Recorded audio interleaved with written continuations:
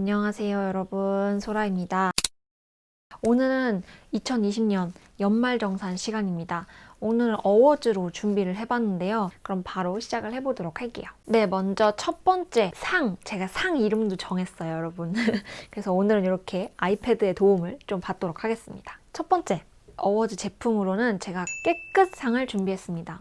발음이 좀 어렵네요. 깨끗상 클렌저 제품인데요. 아마 다들 예상하시겠지만 라시엘르의 엔자이모트 스크럽 파우더 워시입니다. 이 제품은 너무 많이 말하기도 했고, 제가 올 한 해 완전 극초반에 키노닉스 마켓을 한 이후로는 올 한 해는 제 마켓은 라시엘르 702로 채웠던 것 같아요. 그래서 안 뽑을 수가 없었던 제품이었고, 그리고 여전히 너무 잘 쓰고 있어서 이 제품을 상으로 뽑아봤습니다. 자세한 후기나 설명 같은 것들은 이미 너무 많이 말씀을 드렸기 때문에 오늘은 그걸 길게 말할 필요는 없을 것 같고요. 요약해서 말씀드리면 이 제품을 쓰고 나서 가장 도움을 많이 받았던 건 순하게 각질 정리되는 거하고 피부 결개선이었던 것 같아요. 많은 분들이 또 이거 후기를 되게 좋게 남겨주시고 또 실제로도 좋다는 후기를 엄청 많이 받았어요. 그래서 너무너무 일단 감사드리고, 제가 인스타그램에만 올려서 모르시는 분들이 좀 있으실 것 같은데, 또 어쨌든 이걸 구매해주시고 사랑해준 우리 솔송이들 덕분에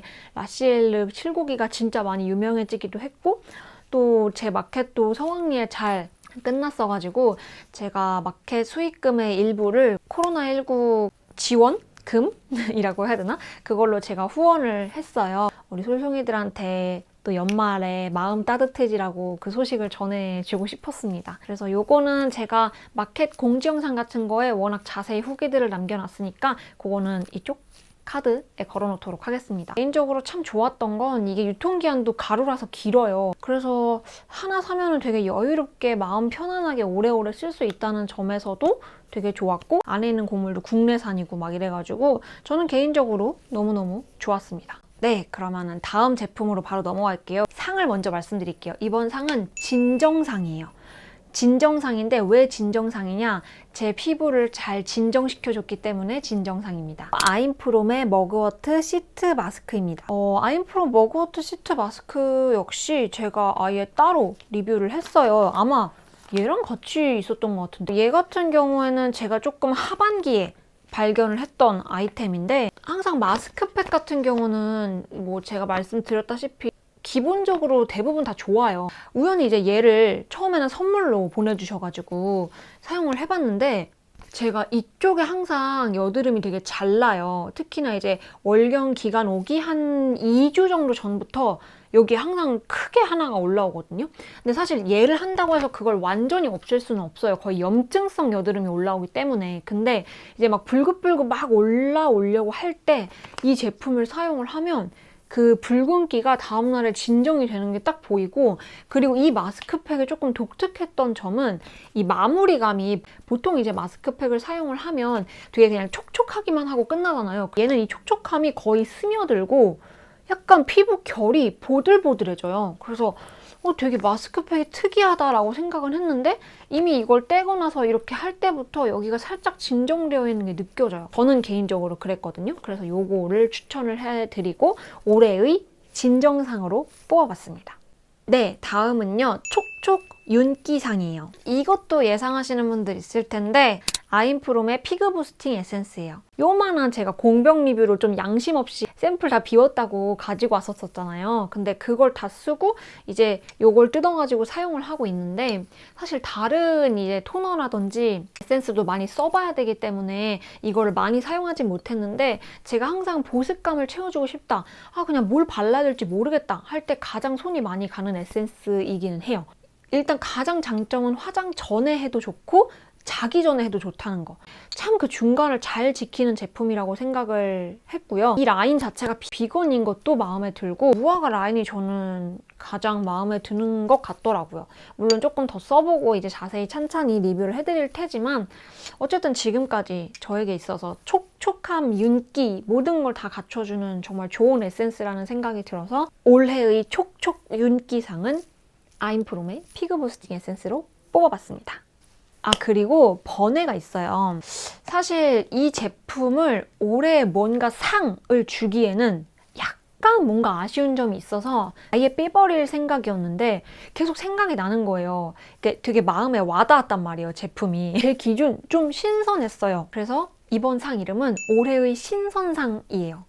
올해의 신선상은 바로 이 제품입니다. 데이퍼센트의 밀키 모이스처 젤리 스킨이에요. 요거는 유튜버 다영님이 만드신 제품으로 이제 많이들 알고 계실 거예요. 저 같은 경우에는 이제 이거를 처음 접한 게 다영님이 만드신 거는 알고 있었지만 저희 구독자님이 구독자 파우치 할 때 이게 너무 좋아가지고 요거를 저한테 한 병을 주셨어요. 그래서 너무 감사하다 이러고서 이제 저는 이제 써보고 있는데 이 제품을 신선하게 여긴 거는 이거를 하나만 발라도 다른 거 아무것도 안 발라도 된다는 점. 근데 제가 이거를 여름에 받아봤는데 일단 여름엔 당연히 한 번 정도만 바르고 자도 아무것도 안 해도 된다는 점에 있어서 일단 너무 신기했고, 근데 지금 날씨가 되게 건조하게 바뀌었잖아요. 오랜만에 이게 생각이 나가지고 이걸 딱 덜어서 썼는데 겨울임에도 불구하고 건조하지가 않은 거예요. 얘가 정말 그 본연에 충실한 제품인 것 같아요. 그래서 예를 들면 이제 나는 화장품 가짓수를 많이 줄이고 싶다. 기초도 그냥 필요한 보습을 챙겨주기만 했으면 좋겠다 라는 생각이 드시는 분들은 진짜 이 다영님의 젤리 스킨도 진짜 추천드려요. 진짜 한 가지 단점은 흡수가 느리다는 것만 빼고는 진짜 너무 신선했던 제품이어서 되게 오래 기억에 많이 남는 제품 중에 하나인 것 같아요. 네, 그리고 이제 화장품에서는 마지막이에요. 빼놓을 수 없는 부분인데요. 바로 향수상입니다. 예상하시는 분들 있을 것 같은데 바로 딥티크의 오카피탈입니다. 아마 르라보의 어나더 13을 예상하신 분들도 있을 거예요. 근데 여전히 그건 제 원탑 최애고요. 올해 소라 어워즈에서 이 친구를 데리고 온 이유는 좀 새로운 친구 중에 차애로 이제 뽑은 친구를 데려와야겠다 생각을 해서 이 제품을 가지고 왔고, 이 오카피탈은 올해 1월인가에 출시가 되었던 제품인데 너무 좋은 거예요. 또 이 편견을 깨준 부분 중에 하나가 제가 장미향을 별로 안 좋아한다고 생각을 했거든요.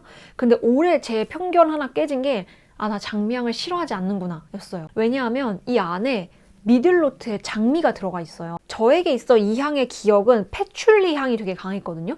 왜냐면 얘 베이스 노트에 패출리가 있어요. 그래서 얘는 패출리 향이구나 이렇게만 생각을 했는데 이제 얘 그 노트들을 찾아보면 장미향도 있고 영감을 받은 것 중에 장미도 있더라고요. 딥티크는 항상 앞에 그림을 이 향수에 대한 이미지를 이렇게 표현을 하잖아요. 패출리랑 베르가못, 그 다음에 장미가 이렇게 각각 다 그려져 있습니다. 이 오카피탈이라는 향수가 파리의 모습에서 연상을 한 향수기 때문에 여기에 에펠탑이 그려져 있습니다. 미쳤어. 패출리 향과 장미 향이 어우러지면서 들어오거든요. 이 향수는 내가 이렇게 약간 모던하게 입을 때나 캐주얼하게 입었을 때 뿌려도 이상할 게 없는, 그러니까 되게 아무렇게나 뿌려도 이상할 게 없는 그런 향이고, 봄, 여름, 가을, 겨울 딱히 사계절에 크게 구애를 받지 않는 향인 것 같아요. 이 노트를 찾아보면 탑노트가 베르가못이랑 핑크페퍼예요. 그러다 보니 제가 시크하다고 말하는 부분은 요 위에 탑노트에서 나오는 시크함이 조금 있는 것 같고요. 이 밑으로 내려가가지고 점점 잔향으로 남을수록 조금 더 포근한 느낌이 나는 것 같아요. 그게 장미와 패출리의 영향인 것 같고요. 그 다음 이제 다음 파트는 화장품 이외의 것들이거든요. 먼저 첫 번째로는 올해의 책상입니다. 올해의 책은 바로 이 책입니다. 우리가 빛의 속도로 갈 수 없다면, 김초엽 작가님의 책입니다. 처음에 사실 제가 이 책을, 책 표지를 보면 아시겠지만 약간 어떤 느낌이냐면 일본 만화 같은 느낌이에요. 그래서 무슨 소설이길래 저게 저렇게 베스트셀러에 오래 있는 거지? 이 생각을 하고 작년에 넘어갔어요. 근데 하도 뭔가 인상 깊고 책 이 표지도 그렇고 그래가지고 한번 이제 이북으로 구매를 해서 읽었다가 세상에 너무 좋은 거죠. 제가 올해 7월에 이 책을 완독을 했는데 아직까지도 기억에 남아요. 그리고 조만간 언제가 됐든 이 책은 한 번 정도 더 읽어보고 싶은 책이에요. 총 7개의 단편이 이 안에 있어요. 근데 저는 이 중에서 순례자들은 왜 돌아오지 않는가? 첫 번째 단편을 가장 좋아하고요. 이 전체적인 테두리는 SF적이긴 한데 이 속에 있는 내용은 너무나 인문학적이고 너무나 감성적이고 문과와 이과가 정말 둘 다 재미있게 볼 수 있는 책이 아닐까라는 생각을 해서 일단 추천을 해드리고 싶고, 작가의 말에 제가 첫 번째 거 되게 좋아한다 그랬잖아요. 이거는 유토피아와 디스토피아를 나누어 쓰는 기획 단편선에 참여했던 작품이라고 해요. 근데 처음에는 별 고민 없이 당연히 유토피아를 이제 쓰겠다고 했다가 유토피아의 모습을 도저히 상상할 수가 없어서 고민에 빠지셨대요. 우리가 보통 유토피아라고 하면 약자 없는 세상, 막 나쁜 것들은 다 없는 세상 이런 걸 생각하잖아요. 누군가를 배제하지 않는 기술이라는 것이 가능할까? 이 글을 쓰며 그런 질문을 거듭했다. 여전히 답은 내리지 못했지만 계속 그 답을 찾아보고 싶다라고 작가님은 이렇게 말씀을 하세요. 이걸 읽고 어디 가서 토론을 해본다라고 생각하셔도 좋을 것 같고 아니면 내가 생각을 하고 독후감을 써보고 싶다라고 해도 너무 적합한 책이에요. 그래서 우리가 빛의 속도로 갈 수 없다면 김초엽 작가님의 소설을 올해의 책으로 저는 뽑아봤습니다. 다음 두 번째는요. 올해의 문구상이에요. 이게 뭐냐? 제가 책에서 머릿속에서 떠나지 않는 문구에게 주는 상입니다. 그러면 당연히 올해 책 안에 있는 문구 아니냐라고 생각하실 수 있는데 달라요. 최은영 작가님의 내게 무해한 사람이라는 책입니다. 정말 많이 표시를 해놨어요. 그 정도로 따뜻함 그 자체인 것 같아요. 이 내게 무해한 사람도 안에 단편이 여러 개 있는데 모래로 지은 집이라는 단편에 나오는 문구예요. 나는 무정하고 차갑고 방어적인 방법으로 모래를 사랑했고 운이 좋게도 내 모습 그대로 사랑받았다 라는 문구를 올해의 문구로 뽑고 싶었어요. 우리가 누군가를 애정하고 좋아할 때 그 사람에 대해서 온전히 100% 좋은 감정만으로 사랑하진 않아요. 뭐 예를 들면 친구도 그렇고 뭐 부모님도 그렇고 우리 다 사랑하는 존재들이잖아요. 괜히 막 치기 어린 마음 같은 거 있잖아요. 그런 것도 들 때가 있고 질투심이 생길 때도 있고 어떤 때는 되게 이 친구한테 내가 무정하다, 되게 무심한 거 아닌가라는 생각이 들 때도 있어요. 되게 그런 복합적인 감정으로 누군가를 바라보고 대하고 사랑하는 거잖아요. 근데 여기서도 이러잖아요. 나는 무정하고 차갑고 방어적인 방법으로 모래를 사랑했다고 하잖아요. 근데 운이 좋게도 나는 내 모습 그대로 사랑을 받았다. 이 말이 이 문구도 보고 진짜 울컥했던 문구 중에 하나인데 3명의 친구 사이에서 일어나는 일인데 참 우리 어렸을 때 친구를 만날 때도 우정이고 친하더라도 참 다양한 감정이 들잖아요. 어느 때는 갑자기 이 아이의 이런 부분이 마음에 안 들기도 했다가 참 인간의 마음이라는 게 변덕스럽고 그런데 내가 어떤 모습이든 어떤 생각을 가지고 있든 나를 존중하고 되게 사랑해주는 친구들이 있다는 건 진짜 여기 나오는 문구 그대로 너무 운이 좋은 것 같다라는 생각이 들었어요. 그래서 저는 올해의 문구상으로 이 문구를 뽑아봤습니다. 네, 그리고 세 번째로는요. 삶의 질 상승상입니다. 올해 저의 삶의 질을 상승시켜준 단 하나의 물건을 뽑아보자면 지금 제가 꺼내서 들고 올 수가 없는 제품이라서 설명을 드리자면 네스프레소 이제 캡슐 머신 기계입니다. 올해 여름에 제 생일 때 선물을 받았는데 하루하루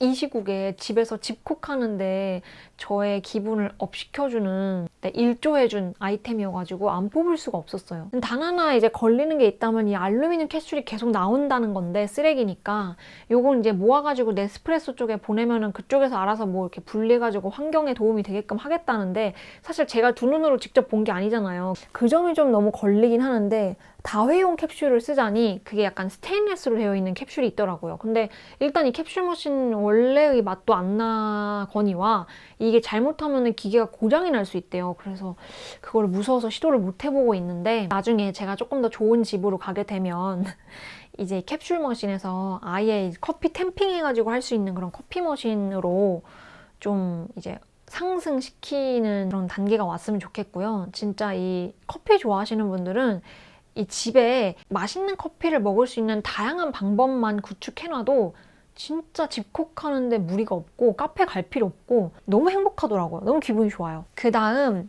네 번째는 올해의 드라마상인데요. 이것도 짧게만 이야기하고 넘어갈게요. 왜냐하면 내가 너무 많이 얘기했어. 365일 운명을 거스르는 1년입니다. 사실 올해 뭐 슬기로운 의사생활도 있고 되게 재밌게 본 드라마는 많아요. 근데 일단 첫 번째 러브라인이 별로 없어요. 두 번째 전개 속도가 너무 빨라요. 그리고 얘가 화수가 좀 적어요. 12화인가 14화까지밖에 없거든요. 그러니까 하루아침에 정주행 가능하고요. 그리고 세 번째 추리의 느낌이 조금 있어서 범인이 누군가를 찾는 거에도 되게 재미를 느끼실 수 있어요. 이 드라마를 다 봤을 때 분명 여러분이 생각하는 그런 운명관에 대해서 다시 한번 생각해 보실 수 있을 거예요. 제 개인적으로 진짜 올해의 원픽 드라마이기 때문에 제가 하도 말해서 이미 보신 분들이 DM 막 주신 분들도 있어요. 너무 재밌었다고.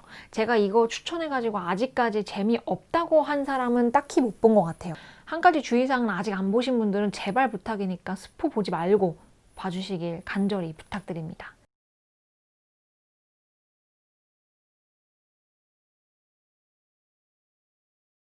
네, 여러분 드디어 마지막이에요. 씬 오브 더 무비 상입니다. 그냥 무비상이 아니에요. 영화 속 한 장면상입니다. 영화는 콜 미 바이 유어 네임입니다.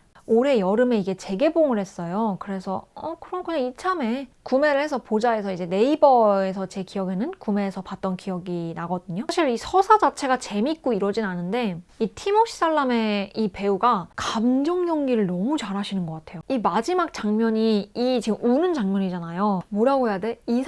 내가 이 사람이 된 것 같은 기분 있죠? 그리고 이 장면에서 나오는 OST부터 이 모닥불이 비춰올 때 이 티모시 살라메 얼굴에 비치는 그 불빛과 뒤에 굉장히 차가운 계절과 차가운 이 방의 그런 기운과 대조가 되는 느낌도 그렇고 이 전체적인 연출과 이 연기가 너무 좋았어요. 동성애 영화를 볼 때 사실 영화를 보면서 그 감정이 100% 이해되지는 않았어요. 늘 연출이라든지 이런 거 위주로 많이 보게 되고 이 영화는 이 마지막 장면 때문에 이 감정이겠구나, 이렇게 감정을 느낄 수 있구나, 진짜 서럽구나, 그 감정이, 그 사랑의 감정이 성별에 따라서 나눠지는 그 감정이 아니라 그냥 진짜 참 서럽구나, 진짜 참 너무 마음이 아프구나 라는 그게 너무 잘 느껴지는 장면이어서 내가 아직 느껴보지 않았던 그 감정을 조금이나마 이해할 수 있게 해준 장면이어서 올해의